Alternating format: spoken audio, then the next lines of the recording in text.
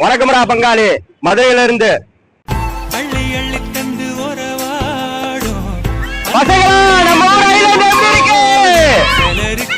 எப்படி இருக்கு?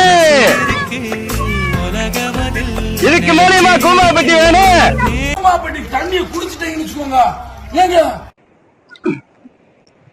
அட ஏன்டா? ஏய், நான் ஏன்டா உன் கூமாப்பட்டிக்கு வரணும்? எங்க ஊர் மதுரையே மிகப்பெரிய ஐலண்டா.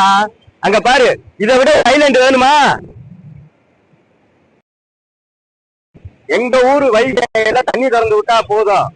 எங்க ஏவி பாலமே குத்தாலம் தோத்து போகும்டா. எப்படி இருக்கு பத்தியா தண்ணி? இதை விட இன்னொன்னு என்னன்னு கேளு.